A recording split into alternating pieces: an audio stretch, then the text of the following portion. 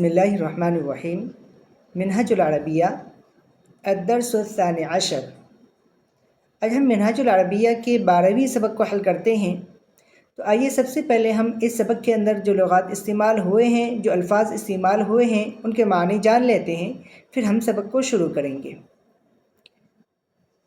عصیص گملہ، غرس پودا، ورق پتا، ورد گلاب، گلاب کا پھول، زہر پھول، شغوفہ، فاکہۃ میوہ پھل، اخضر ہرا یعنی سبز، احمر لال یعنی سرخ، حدیقۃ باغ، کرسی کرسی، ایضاً بھی، جید اچھا بہتر، حوض حوض ٹینک، وضوء وضو۔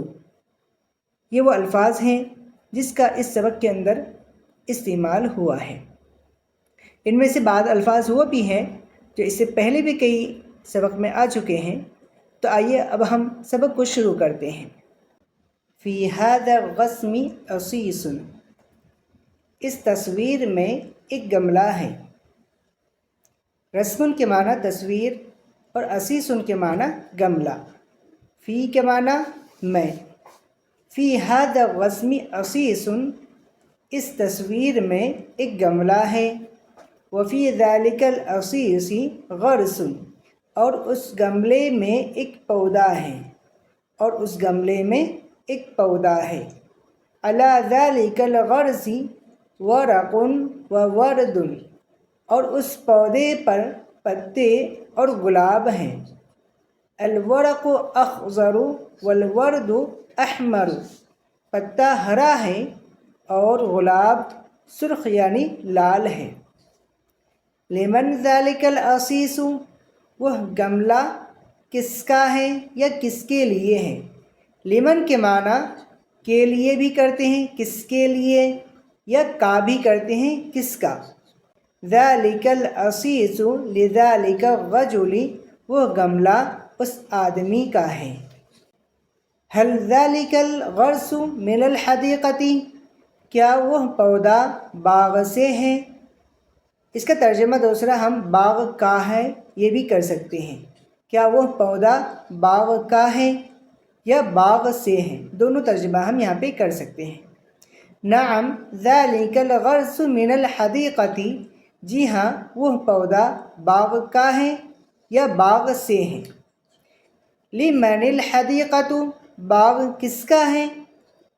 الحدیقۃ لذالک الرجل وہو علی الکرسی، باغ اس آدمی کا ہے اور وہ کرسی پر ہے یعنی کرسی پر بیٹھا ہے۔ فی الحدیقۃ زہر وفاکہۃ ایضاً، باغ میں پھول اور میوہ بھی ہیں۔ اب آگے آئیے ہم جو سوالات دیے گئے ہیں ان سوالات کو حل کرتے ہیں۔ اس میں یہ بات یاد رکھیں، جو سوالات دیے جاتے ہیں ان کو آپ خود حل کریں اور اس کو پھر سلائڈ سے ملا لیں۔ تو آئیے سوالات کو حل کرتے ہیں۔ اذالک الرسم جمیل، کیا وہ تصویر خوبصورت ہے؟ نعم ذالک الرسم جمیل، جی ہاں وہ تصویر خوبصورت ہے۔ لمن الورد، گلاب کس کا ہے یا گلاب کا پھول کس کا ہے؟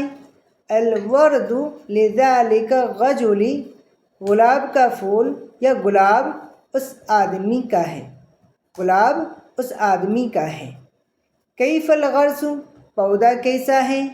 الغرس جمیل، پودا خوبصورت ہے۔ این الغرس، پودا کہاں ہے؟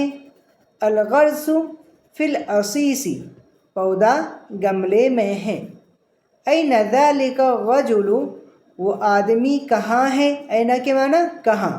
ذالک الرجل علی الکرسی، وہ آدمی کرسی پر ہے۔ کیف الورد، گلاب کیسا ہے؟ یعنی رنگ کے بارے میں سوال ہو رہا ہے کہ اس کا رنگ کیسا ہے۔